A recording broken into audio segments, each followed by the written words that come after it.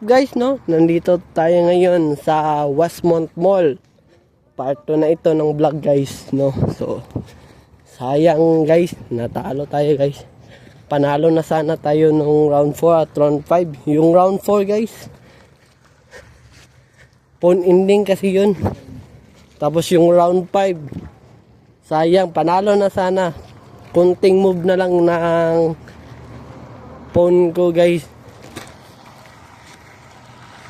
Okay lang, normal lang yan sa laro, guys, no? Minsan panalo, minsan talo. Ayan, guys, sige lang.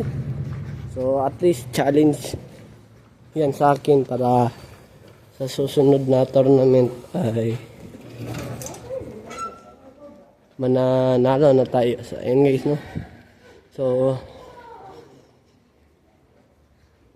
yung kalaban ko sa round 5, nung nagmintis yung tira ko, natuwa siya, guys, pero okay lang, challenging yan kasi sa akin, kasi ako kapag natalo ako, babawi talaga ako, guys, no, sa nakatalo sa akin, guys.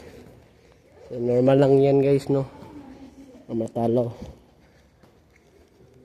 So alam niyo, guys, so ang pinaka madali na sports ay chess.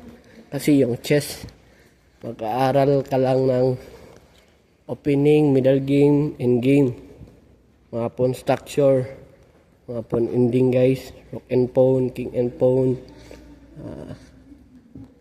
knight and bishop, bishop and bishop.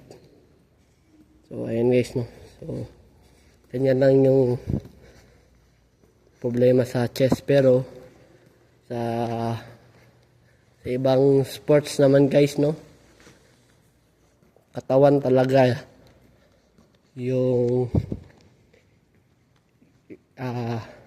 gagana sa iyo, no, utak at diskarte at training din, guys. So may nagsasabi na mahirap lang ang chess kasi aral. So ayan, guys. So mas madali lang yung chess kapag alam mo yung strategy na ng move. So ayan, guys. So okay lang kahit talo tayo. Sabi nga ng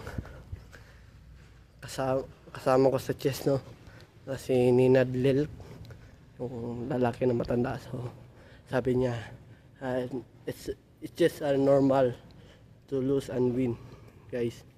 So ayan, guys, no, punta tayo sa CR. So ayan, guys. So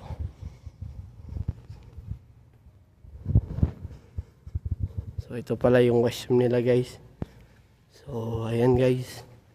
So dito muna magtatapos yung vlog natin, guys. Babalik tayo sa vlog pagtapos kong umihi, guys. So have a wonderful day and have a nice day.